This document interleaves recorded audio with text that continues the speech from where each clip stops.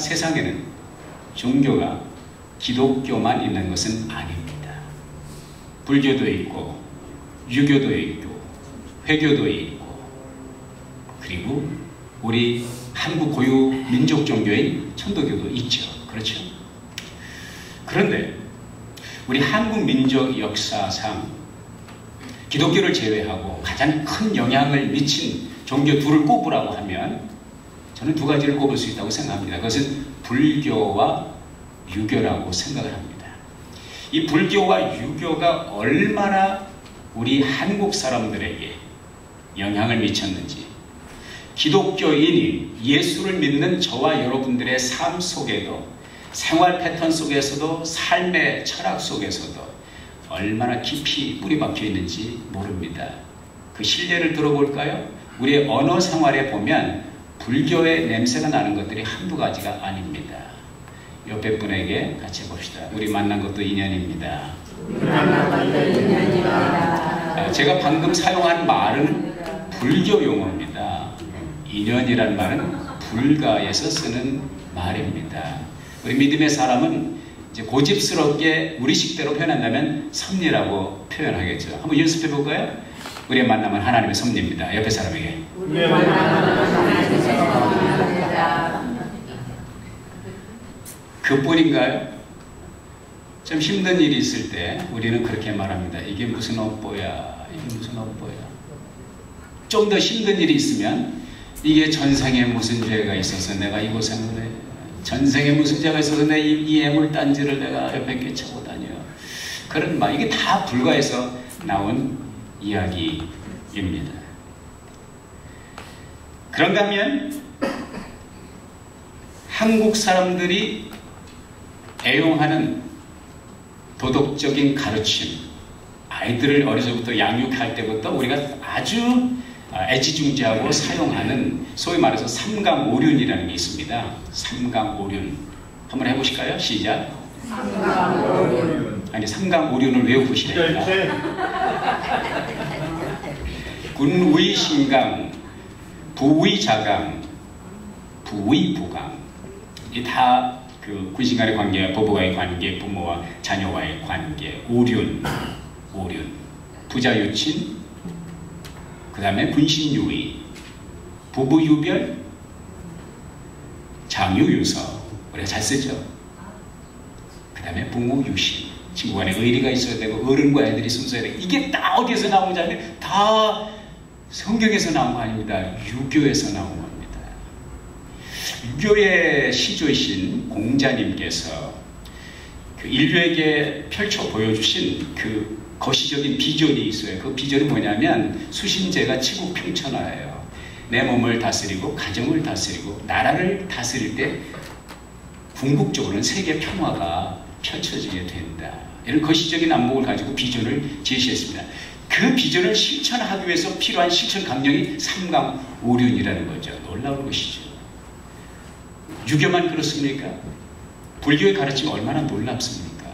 불교의 핵심적인 교리가 뭔지 아십니까? 사성제라고 있어요. 4가지 거룩한 진리가 있다 이 말이죠. 그 사성제는 뭐냐? 고집멸도예요. 고, 괴로울 고자입니다. 고뇌가 있다, 번뇌가 있다. 인간의 삶은 고통스럽다. 집, 그 고뇌는, 그 고통은 어디서 오냐? 집에서 온다. 집착에서 온다. 욕심에서 온다. 그러면 그걸 벗어버릴 수 있는 길이 무엇이냐? 이게 멸이라. 멸해야 된다. 그 욕심을, 그 집착을 멸할 때에 니르바나, 열반의 경지에 이르게 되고 해탈의 경지에 이르게 된다. 고통이 없는, 아픔이 없는, 고통과 아픔과 고뇌의 원인이 제거되는 니르바나의 경지. 그걸 이루기 위해서, 그 도에 도달하기 위해서 필요한 것이 팔정도라는 거예요. 같이 봅시다. 팔정도. 팔정도는 8팔자에다가 발을 정자에다 길도자입니다. 8가지 길이 정견, 정사유, 정어, 정업, 정명, 정정진, 정념, 정정. 이게 도대체 무슨 소리냐? 바르게 보고, 바르게 생각하고, 바르게 말하고, 바르게 행동하고, 바르게 생활하고, 바르게 정진 노력하고, 바르게 마음을 수양하고, 바르게 정하고, 이러한 8가지 수련이 있게 될 때에 어느 경지? 니르반의 경지, 해탈의 경지, 열반의 경지에 이르게 돼요. 이게 하나라도 보일 말씀이 없습니다. 기가 막힌 주옥과 같은 말씀이죠. 유교의 가르침도 그러고 불가의 가르침도 사실 우리의 삶에 정말 실천하면 유익함이 있는 아름답고 고귀한 가르침이 있습니다. 그런데 문제는 뭐냐? 이 유교와 불교에서 적어도 우리 한국 민족에 가장 큰 영향력을 미친 이 3대 종교 가운데 두 종교가 우리들에게 인간이 가지고 있는 가장 심오한 진리, 가장 원초적인 질문에 답을 주느냐. 인간이 던진 역사 이래로 가장 많이 던진 질문이 뭐냐면 인간이 어디에서 와서 인간이 어디로 가며 인간이 왜 여기 존재하느냐. 이것이 종교적인 질문이고 철학적인 질문이고 삶에 떼야 뗄 수가 없는 불가분리의 진리입니다. 이 답을 얻지 못하면 그 인생은 죽을 때까지 방황할 수밖에 없습니다.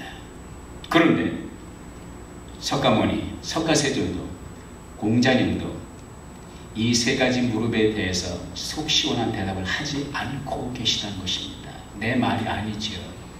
김종희 교수께서 쓰신 되돌아보기라는 데서 이렇게 말을 하고 있습니다. 같이 한번 읽어볼까요? 경전에서는 사후의 세계를 알고 싶어하는 제자에게 부다는 그러한 질문은 아무런 득도 없을 뿐 아니라 종교의 본질과도 전혀 관계없는 것이라고 단도직입적으로 답하고 있다.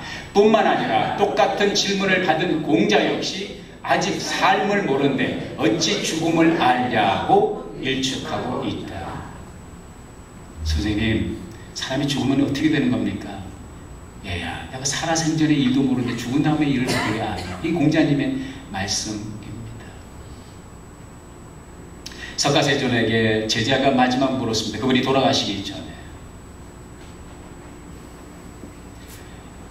선생님이 빛이십니까? Are you the light?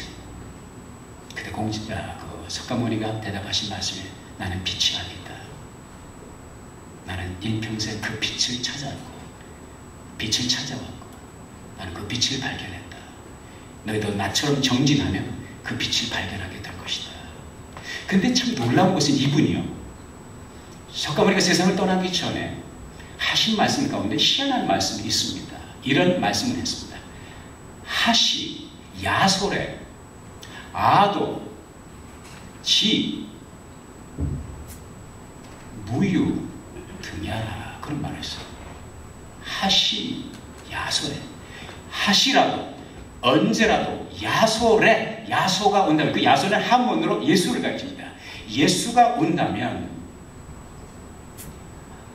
아도, 나의 도는, 아도, 지, 무유, 기름 없는 등야, 등불이 될 것이다. 놀라운 말 아닙니까? 예언적인 말씀 아닙니까? 그러나 예수님께서는 빛을 찾아간다고 말씀하지 않았습니다. 내가 그 길을 찾는다고 말씀하지 않으셨습니다. 예수님께서 하신 말씀을 한번 들어보자고요. 어디에서 와서 어디에 있으며 어디로 가느냐. 인간의 질문, 원초적인 질문에 주님은 정확하게 답하고 계십니다. 요한복음 16장 28절 다 같이 시작. 나는 아버지께로부터 나와서 세상에 왔다. 다시 세상을 떠나 아버지께로 간다. 할렐루야. 주님은 거기서 멈추지 않으셨습니다. 요한복음 11장 25절 26절 잘하는 말씀 다 같이 시작. 나는 부활이요 생명이니 나를 믿는 자는 죽어도 살게 하고 물어서 살아서 나를 믿는 자는 영원히 죽지 아니하니 이것을 내가 믿느냐. 할렐루야. 요한복음 14장 6절 마지막으로 시작. 내가 곧 길이요 진리요 생명이니 나로 말미암지 않고는 아버지께로 올 자가 없느니라. 개역성경입니다. 예수님의 이 선언을 축약을 해보면 그분이 길이고 진리고 생명이고 부활이며 이 결론을 주님께서 내리고 계십니다. 이것은 예수 그리스도께서 나와 여러분들을 비롯해서 인류에게 던지는 크나큰 도전입니다. 왜 그런 줄 아십니까? 예수님은 세계 3대 성현, 3대 성인, 4대 성인 아무도 그 어느 종교의 시조도 던지지 않은 너무나도 드라마틱한 선언을 선포하고 계십니다. 내가 길이고 진리고 내가 길을 찾았다. 진리를 찾았다. 내가 생명을 발견했다. 내가 빛을 찾았다. No. I am the light. I am the life. I am the truth. I am the way. No one comes to the Father except through me. 나 외에는 아버지께로 올 자가 없다. 내가 그 길이다. 내가 빛이다. 내가 생명이다. 내가 부활이다. 예수님의 그 선언은 둘 중에 하나입니다. 예수님의 이 선언이, 예수님의 이 스테이트먼트가 진실이든지 거짓이든지 둘 중에 하나죠. 그렇죠? 둘 중에 하나죠. 회색지대는 없어요. Whether it is truth, whether it is counterfeit statement, false statement.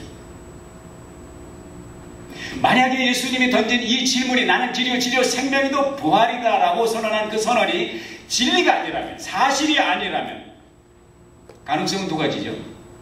진리가 아닌 것을 알면서도 예수가 그렇게 말을 했던지, 아니면 진리가 아닌 것을 예수는 진리로 착각을 했던지 둘 중에 하나죠.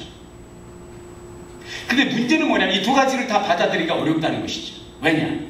예수 그리스도는 세계 지구촌 모든 수십억의 사람들이 역사 이래로 2000년 역사 동안에 인류의 사표로 모시는 분입니다.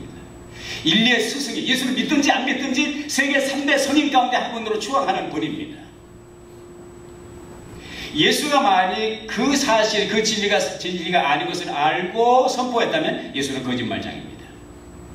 진리가 아닌 것을 진리로 착각했다면 예수님은 정신환자입니다. 정신질환자입니다.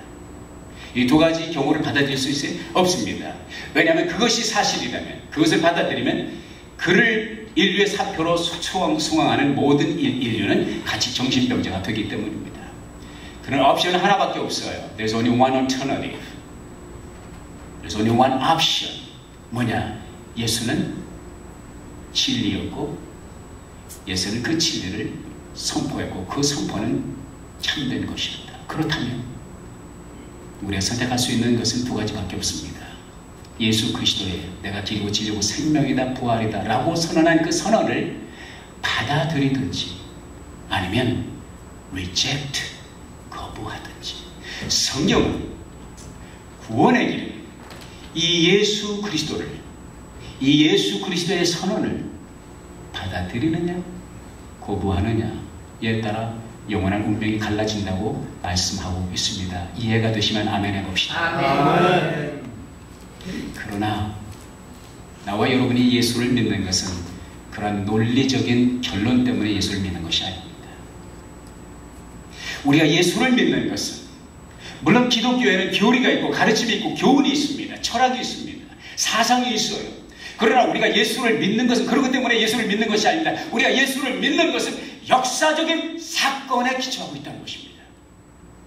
Something had happened 2,000 years ago in the city of Jerusalem. Something dramatic happened back then. 예수의 가르침 때문에 믿는 것이 아니라 예수의 역사적인 사건 때문에 믿는데 예수님의 출생과 예수님의 공생애와 예수님의 죽으심과 예수님의 부활과 예수님의 승천과 예수님의 재림 사건이 있지만 이 모든 것을 꿰뚫는 한 가지 핵심적인 사건은 뭐냐면 예수 그리스도의 부활이라는 것입니다. 그리고 본문의 말씀은 그 부활을 증거하고 있는 다이어리, 다큐멘트, 역사적인 증언을 증거해주고 있다는 것입니다. 여러분 이거 아십니까? 예수님을 따르던 제자들이 예수님을 버리고 다 도망갔다는 사실 아십니까? 예수님을 3년 반 동안 따라다니죠. 제자들이 예수님 3년 반. 그 12명 가운데 한 분은 예수님을 돈 받고 팔아먹고 그래서 양심의 가책을 받아 목매에 따라 돌아가시고 자결을 하시고 그리고 이제 11명이 남았는데 11명도 예수님이 체포될 때 어디로 갔어요? They scattered around. They ran away. 얼마나 다급하게 도망가는 그 제자 가운데 한 사람은 혼이불 같은 것을 들쓰고 있다가 뻘개 먹고 도망갔어요. 잡힐까 봐. 심지어 베드로 같은 사람은 주님, 내가 죽는 데까지도 주님을 따라가겠습니다. 모두가 주님을 버려도 나는 절대로 주님을 버리지 않아. I will not go to forsake you, no matter what. 방금 그렇게 선언했던 베드로는 여자애 앞에서 나는 몰라. 나 예수 몰라. 우리 식으로 표현할까요? 마지막에 저주하면서 젠장 난 모른다니까.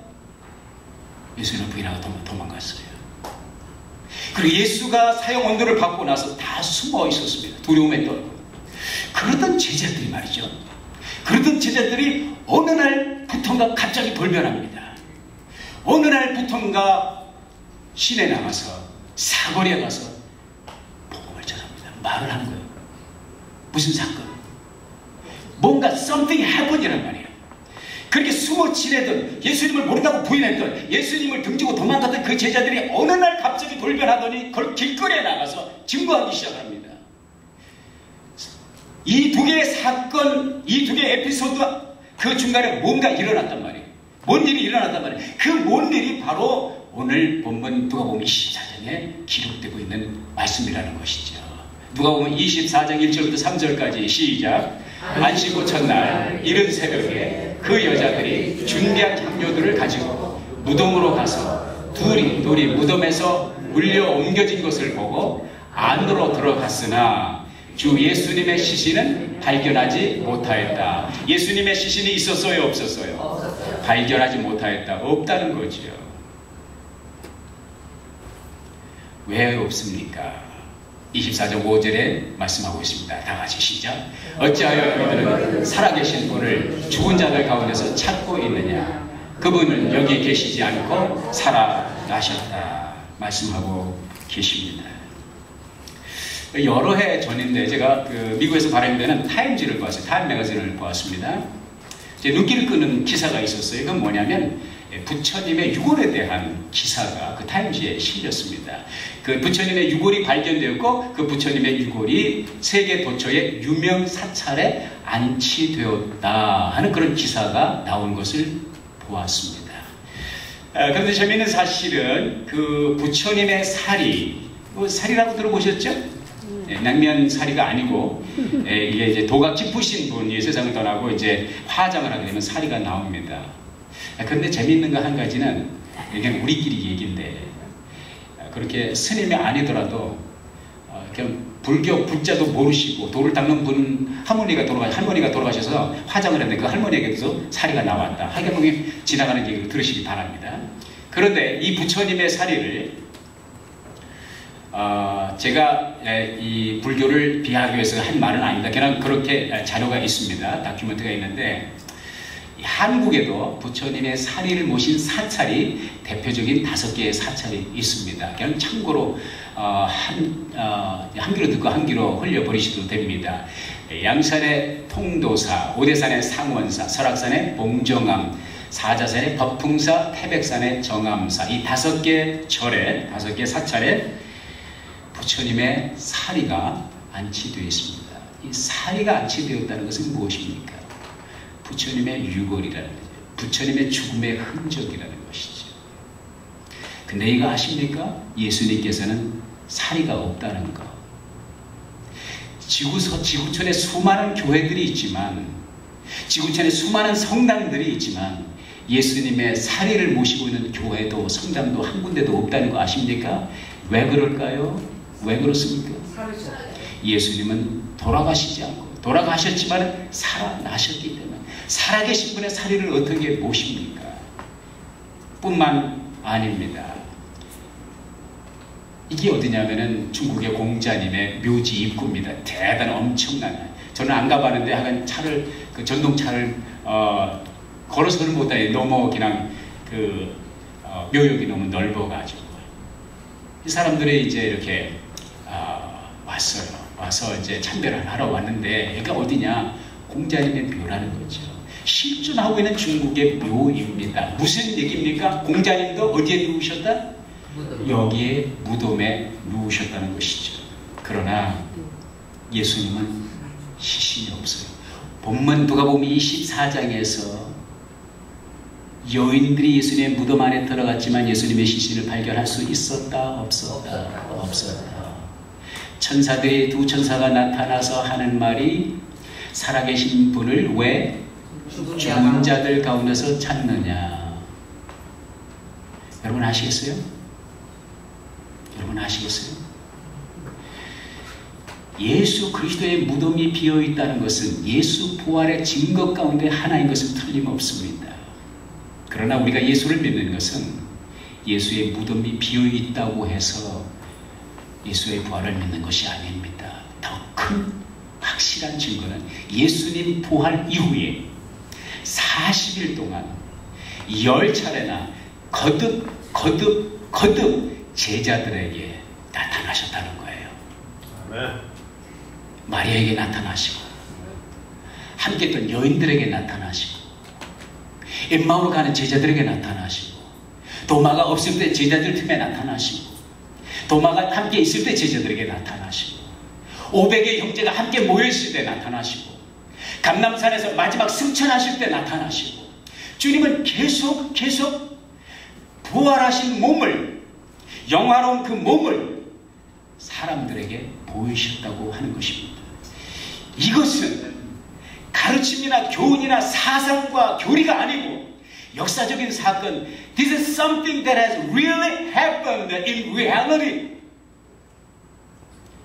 우리의 기독교는, 우리가 믿는 기독교는 사상과 교리에 기초한 것이 아니라 예수 그리스도의 부활이라고 하는 역사적인 사건에 기초하고 있음을 믿으시면 아멘 해봅시다. 아멘. 그래서 사도 바울은 이렇게 확언하고 있습니다. 다같이 고린도전서 15장 20절 시작. 그러나 이제 그리스도께서 죽은 자들 가운데서 살리심을 받아 잠자는 자들의 첫 열매가 되셨다.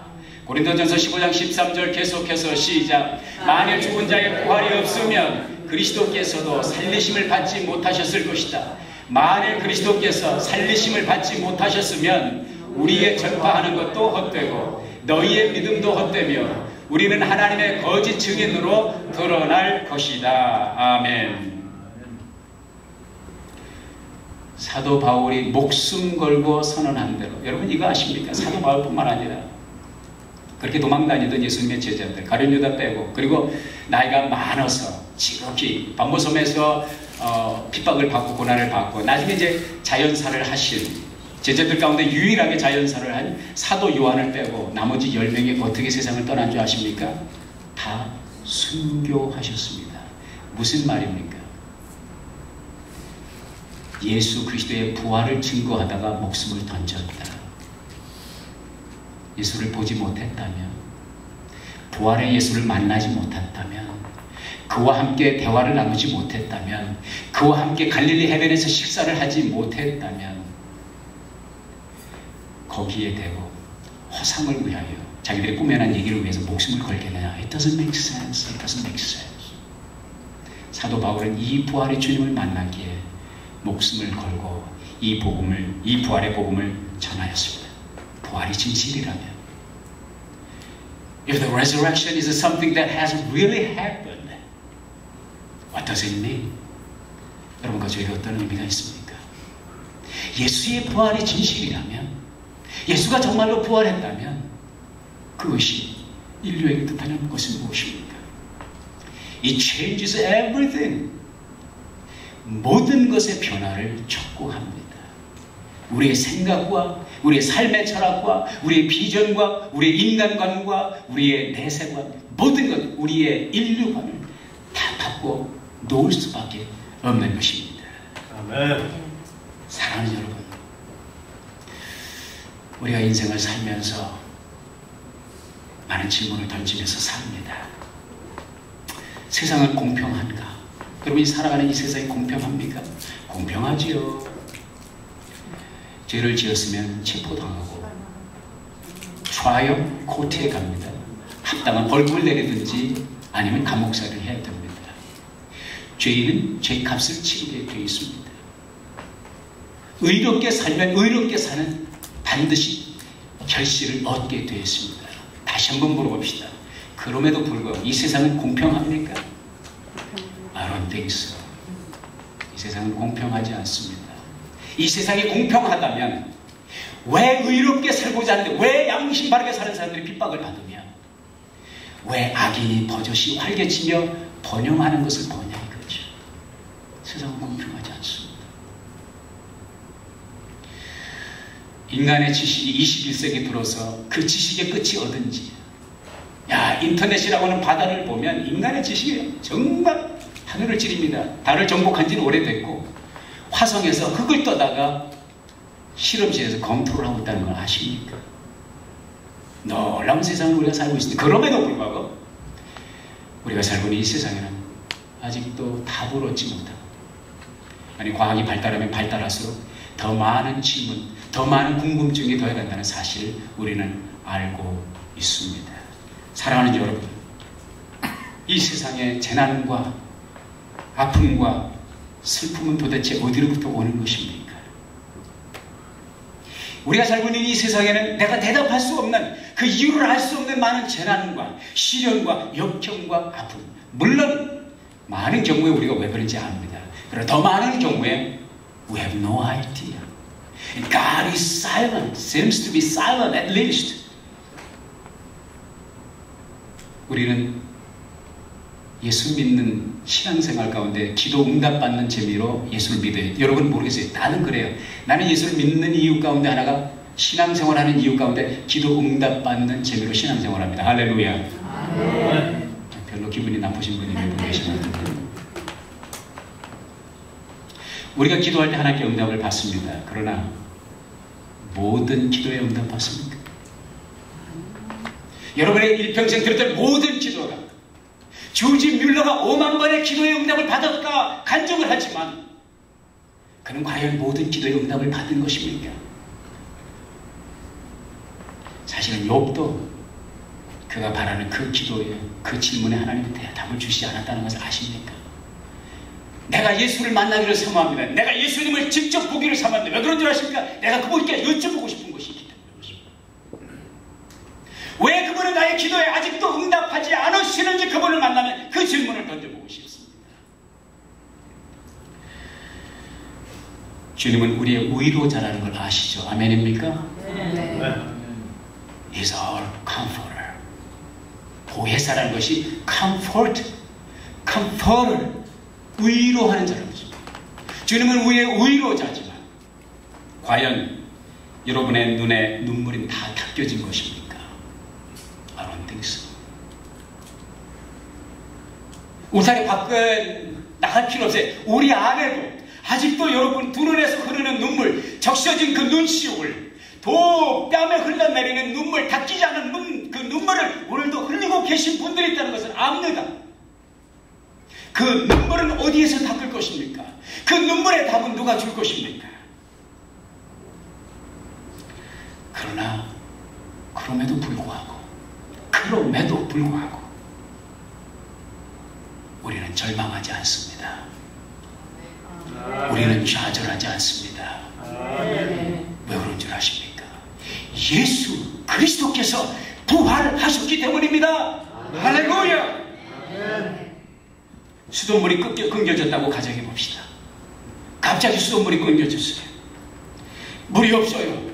마실 물이 없고 밥할 물이 없고 세수할 물도 없고 양치할 물도 없고 샤워할 물도 없습니다. 꽃에 줄, 화분에 줄 물이 없습니다. 그러나 절망하지 않습니다. 왜 그런 줄 아십니까? 우리는 수돗물이 끊겨졌어도 수원지가 있고 그 수원지에 연결된 파이프라인이 있고 수도 공사가 끝나면 수도 꼭지를 들면 멈추지 않는 물이 그 수원지로부터 콸콸콸 쏟아져 온다는 것을 알고 있기 때문입니다. 주님의 부활은 그 수원지와 같은 것입니다. 틀어도 쏟아지는, 콸콸 쏟아지는 수돗물처럼 주님의 부활은 우리의 모든 것을 채우고 우리의 모든 질문에 답을 주고 우리의 모든 아픔을 위로하고 우리의 눈의 눈물을 닦을 수 있는 충분한 수원지가 된다 이것입니다. 왜냐하면 그분은 죽은 사람들 틈에 계신 것이 아니라 살아계신 분이기 때문입니다. 하나님 보좌에 계시며 세상을 심판하기 위해 다시 오실 것이기 때문입니다. 그분이 오실 때 해답을 얻지 못한 모든 질문에 답을 주실 것입니다. 내 눈에 아직도 흐르고 있는 두 눈의 눈물을 그분이 닦아주실 것입니다. 아멘입니까? 아멘. 우리의 억울함을 신원해 주실 것입니다. 그리고 우리가 주님을 따르느라 수고하고 주님을 섬기느라 애쓰며 고생하는 이 모든 것에 보상을 해 주실 것입니다. 할렐루야. 아멘. 이분이 누군 줄 아십니까? 미국의 26대 대통령 티오도어 루스벨트입니다. 이분은 눈이 너무 심하게 근시, nearsight, so heavy, 너무 근시가 심해서 안경 하나를 가지고 다니는 게 아니라 두 개를 늘 가지고 다녔어요.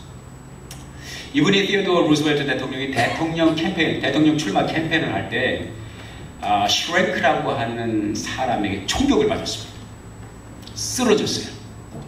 가슴에 맞고 쓰러졌는데 병원에 급히 호송을 해서 닥터가 검진을 해보니까 아직 돌아가시질 않았어요. 총 맞은 데를 열고 저고리를 열어보니까 그 속에 뭐가 있어요. 뭐가 들었냐면 안경칩이 들어있었어요. 근데 그 안경칩은 요즘같이라서 아니고 강철로 새로 된 안경칩이었습니다. 그러니까 좀 무게도 나갔겠죠. 총알이 그 안경칩에 맞고 반사되면서 각도가 꺾어지면서 죽을 고비를 넘긴 거예요. 그때에 이 루스벨트 대통령이 그걸 딱 보면서 그런 말을 합니다. 닥터, 내가 그 안경집을, 그 무거운 안경집을 넣고 다닐 때 귀찮고 짐이라고 생각을 했는데 오늘 보니까 이 안경집이 나를 살렸네요. 할렐루야. 아멘. 무슨 말입니까? 만약에 티오도어 루스벨트가 그 안경집이, 그 번거로운 안경집, 그 무거운 안경집, 멀티한 안경집을 가지고 다닐 때 평소에 그 안경집이 언젠가는 자기의 생명을 구원해 줄 방패막이가 될 것을 알았다면 그것을 귀찮게 생각했을까요? 그것을 짐으로 생각했을까요? 그렇지 않다고 생각합니다. 아침 저녁으로 꺼내보면서 아유, 너는 나를 살릴 생명의 은이냐. 얼마나 애지중지하고 아마 키스도 했겠죠. 아침 저녁. 너 때문에 내가 산다. 너 때문에 내가 산다. 그런데 여러분에게 질문합시다.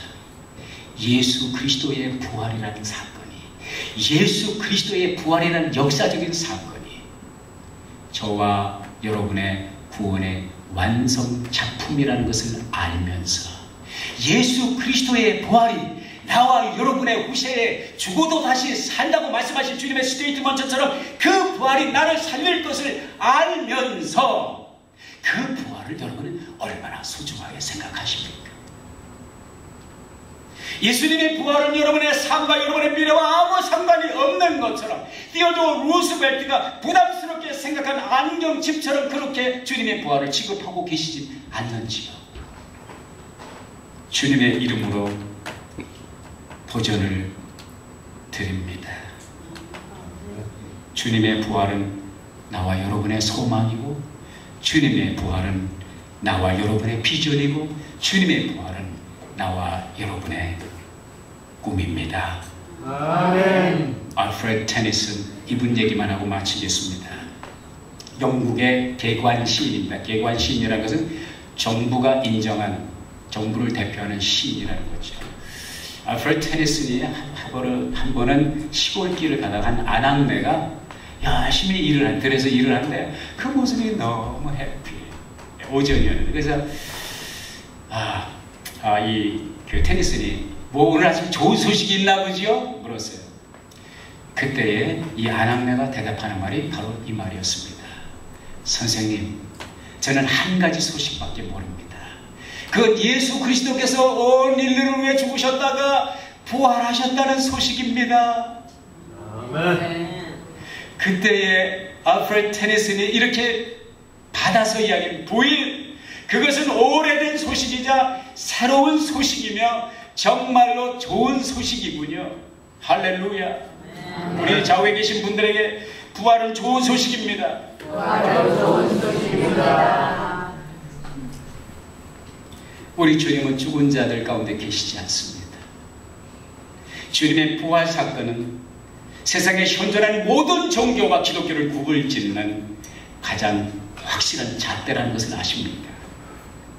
우리는 죽은 하나님을 섬기는 것이 아니라 살아계신 하나님, 돌아가신 예수를 섬기는 것이 아니라 살아계신 분 예수 그리스도를 섬기고 있습니다. 이 은혜에, 이 축복에 다시 한번 사로잡히는 여러분들 되시기를 주의 이름으로 축복합니다. 아멘.